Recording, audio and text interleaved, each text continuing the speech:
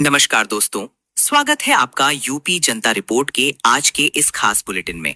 चलिए फटाफट नजर डालते हैं उत्तर प्रदेश की आज की 25 सबसे बड़ी खबरों पर। सीएम योगी आदित्यनाथ के आदेश के बाद उत्तर प्रदेश के सरकारी कर्मचारियों और पेंशन भोगियों की होली की खुशियां दोगुनी हो गई हैं। समय से पहले वेतन और पेंशन का भुगतान कर दिया गया है, जिससे त्योहार मनाने में कोई आर्थिक परेशानी नहीं होगी। ये कदम कर्मचारियों के मनोबल को बढ़ाएगा और उत्सव के माहौल को और खुशनुमा बनाएगा। उत्तर प्रदेश ने गन्ना उत्पादन में नवाचार की दिशा में एक सशक्त कदम बढ़ाया है। नई तकनीकों और उन्नत कृषि विधियों को अपनाकर किसान अपनी पैदावार और गुणवत्ता में सुधार कर रहे हैं। सरकार और संबंधित विभाग इस पहल को बढ़ावा दे रहे हैं, जिससे किसानों की आय बढ़ेगी और चीनी उद्योग को भी लाभ मिलेगा। ये राज्य की कृषि अर्थव्यवस्था के लिए एक महत्वपूर्ण बदलाव है। मुख्यमंत्री योगी आदित्यनाथ ने उत्तर प्रदेश के बीमार लोगों को आश्वस्त किया है कि वे अच्छे अस्पतालों में बेफिक्र होकर इलाज करा सकेंगे। सरकार गुणवत्तापूर्ण स्वास्थ्य सेवाओं को सुलभ बनाने के लिए प्रतिबद्ध है। ये आश्वासन स्वास्थ्य सुविधाओं में सुधार और मरीजों को बेहतर देखभाल प्रदान करने की दिशा में एक महत्वपूर्ण पहल है, जिससे लोगों का भरोसा बढ़ेगा। योगी सरकार ने किसानों को भुगतान के मामले में नया कीर्तिमान स्थापित किया है, जिससे प्रदेश के अन्नदाताओं को बड़ा फायदा हुआ है। सरकार ने हजारों करोड़ रुपए का गन्ना भुगतान सुनिश्चित किया है, जो किसानों के लिए बड़ी राहत है। ये त्वरित भुगतान उनकी आर्थिक स्थिति मजबूत करेगा और उन्हें अगली फसल की बुवाई के लिए प्रोत्साहित करेगा। काशी में पौधारोपण का विश्व रिकॉर्ड बनाने के बाद योगी सरकार अब पूरे उत्तर प्रदेश को हरित प्रदेश बनाने की दिशा में जुट गई है। इस महत्वाकांक्षी लक्ष्य के लिए बड़े पैमाने पर तैयारी चल रही है, जिसमें जन भागीदारी और सरकारी विभागों का सहयोग शामिल है। इसका उद्देश्य पर्यावरण संरक्षण और प्रदूषण नियंत्रण सुनिश्चित करना है, जिससे प्रदेशवासियों को स्वच्छ वातावरण मिल सके। एटा में आज विभिन्न महत्वपूर्ण कार्यक्रमों का आयोजन किया जा रहा है। इनमें प्रशासनिक अधिकारियों की बैठकें, जनसभाएं और सामाजिक सांस्कृतिक आयोजन शामिल हैं। सुरक्षा व्यवस्था कड़ी की गई है ताकि सभी कार्यक्रम शांतिपूर्ण ढंग से संपन्न हो सकें। स्थानीय प्रशासन ने लोगों से इन आयोजनों में सहयोग की अपील की है। श्रावस्ती में 14 दिनों से लापता भाकियू महिला प्रकोष्ठ की जिलाध्यक्ष के शव के अवशेष जंगल से बरामद किए गए हैं। इस मामले में पुलिस ने त्वरित कार्रवाई करते हुए आरोपी को गिरफ्तार कर लिया है। घटना से इलाके में हड़कंप मच गया है। पुलिस फिलहाल मामले की गहन जांच कर रही है और हत्या के पीछे के मकसद को जानने का प्रयास कर रही है। गोरखपुर में मुख्यमंत्री योगी आदित्यनाथ ने गौ सेवा की। उन्होंने मंदिर परिसर में गायों को अपने हाथों से गुड़ और रोटी खिलाई। ये दृश्य गौ सेवा के प्रति उनकी आस्था और समर्पण को दर्शाता है।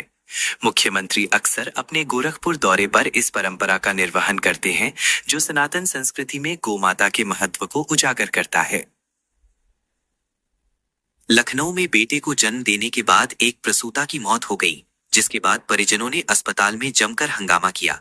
उनका आरोप है कि इलाज में लापरवाही बरती गई। सूचना पर पहुंची पुलिस ने परिजनों को समझा बुझाकर शांत किया और मामले की जांच का आश्वासन दिया है। घटना से अस्पताल प्रशासन पर सवाल उठ रहे हैं। लखनऊ में होली के त्योहार और जुलूसों के मद्देनजर व्यापक ट्रैफिक डायवर्जन लागू किया गया है।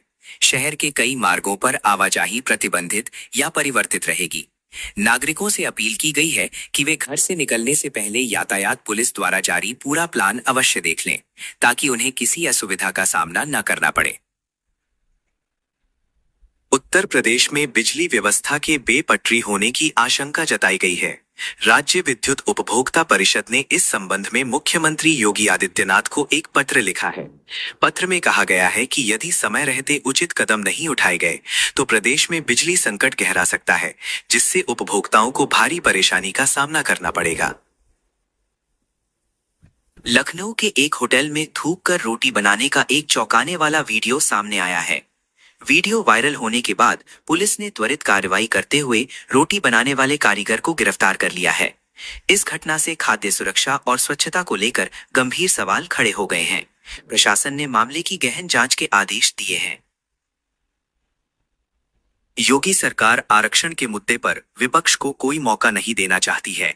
इसी के तहत भर्तियों को लेकर विभागों को स्पष्ट निर्देश भेजे गए हैं। इन निर्देशों का उद्देश्य पारदर्शिता और संवैधानिक प्रावधानों का सख्ती से पालन सुनिश्चित करना है।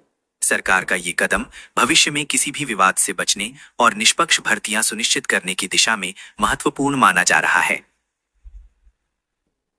गोरखपुर में इस बार होली का त्योहार खास अंदाज में मनाया जाएगा। मुख्यमंत्री योगी आदित्यनाथ स्वयं भगवान नृसिंह की रंग भरी शोभा यात्रा की अगुवाई करेंगे। ये ऐतिहासिक शोभा यात्रा शहर के मुख्य मार्गों से गुजरेगी, जिसमें हजारों भक्त उत्साह के साथ शामिल होंगे। ये आयोजन गोरखपुर की सांस्कृतिक विरासत और सांप्रदायिक सौहार्द का प्रतीक है। उत्तर प्रदेश में गर्मी ने तेजी से पांव पसारना शुरू कर दिया है। प्रदेश के कई जिलों में पारा 33 डिग्री सेल्सियस के पार पहुंच गया है। फतेहपुर सूबे में सबसे गर्म शहर दर्ज किया गया, जहां तापमान काफी ऊपर रहा। मौसम विभाग ने आने वाले दिनों में और गर्मी बढ़ने की संभावना जताई है, जिससे लोगों को सतर्क रहने की सलाह दी गई है। वर्ष 2026 का 4 घंटे लंबा चंद्र ग्रहण अब समाप्त हो गया है। ग्रहण काल के दौरान उत्तर प्रदेश में धार्मिक आस्था के चलते अयोध्या से लेकर काशी तक सभी प्रमुख मंदिरों के कपाट बंद रहे। श्रद्धालुओं ने स्नान दान कर ग्रहण के दोषों से मुक्ति पाई। ग्रहण की समाप्ति के बाद मंदिरों को शुद्धिकरण के उपरांत फिर से खोला गया। उत्तर प्रदेश को हरित प्रदेश बनाने के मिशन पर योगी सरकार लगातार काम कर रही है। इस साल भी सरकार एक बड़ा अभियान चलाकर करोड़ों पौधे रोपने की तैयारी में है। ये पहल पर्यावरण संरक्षण, जलवायु परिवर्तन से निपटने और प्रदेश को हरा भरा बनाने के लिए महत्वपूर्ण है। सरकार का लक्ष्य है कि जन भागीदारी से इस अभियान को सफल बनाया जाए। उत्तर प्रदेश में गन्ना अधिकारियों ने मिल क्षेत्रों का दौरा किया।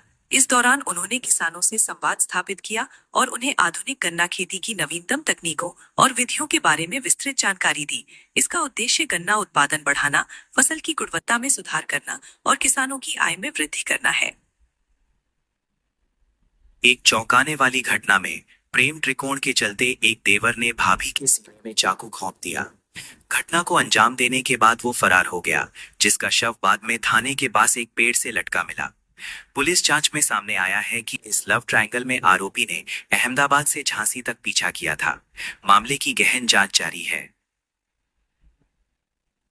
देश के प्रमुख स्वास्थ्य संस्थान एम्स में मरीज केंद्रित और संवेदनशील स्वास्थ्य सेवाओं को और अधिक मजबूती प्रदान की जाएगी। इसके लिए नई नीतियों और कार्यप्रणालियों को लागू किया जा रहा है, ताकि मरीजों को बेहतर उपचार और मानवीय देखभाल मिल सके। ये पहल स्वास्थ्य सेवाओं की गुणवत्ता में सुधार लाने और मरीजों के अनुभव को बेहतर बनाने की दिशा में एक महत्वपूर्ण कदम है।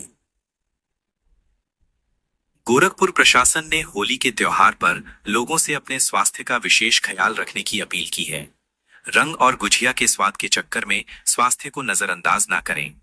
बासी या मिलावटी खाद्य पदार्थों से बचें और भरपूर पानी पिएं।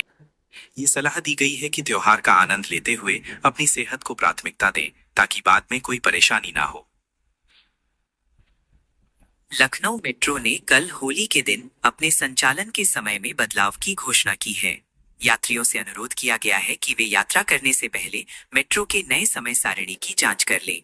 मेट्रो प्रशासन ने यात्रियों से सहयोगात्मक व्यवहार बनाए रखने और सुरक्षा नियमों का पालन करने की भी अपील की है, ताकि यात्रा सुगम और सुरक्षित रहे। वर्ष 2026 में होने वाले चंद्र ग्रहण का समापन उत्तर प्रदेश में एक निश्चित समय पर होगा। ज्योतिषविदों और खगोल शास्त्रियों के अनुसार ये ग्रहण भारतीय समयानुसार समय बजे समाप्त होगा। श्रद्धालु और आम जनमानस ग्रहण से जुड़े धार्मिक अनुष्ठानों की तैयारी के लिए इस समय को नोट कर सकते हैं। महोबा में एक शादी समारोह में आए कुछ युवकों ने मंदिर से मूल्यवान मूर्तियां चोरी कर ली। घटना की जानकारी मिलते ही पुलिस ने त्वरित कार्रवाई करते हुए 72 घंटे के भीतर आरोपियों को दबोच लिया। पुलिस ने चोरी की गई मूर्तियां भी बरामद कर ली हैं। इस सफल कार्रवाई से स्थानीय लोगों ने राहत की सांस ली है। मुख्यमंत्री योगी आदित्यनाथ ने कहा है कि उत्तर प्रदेश में अब न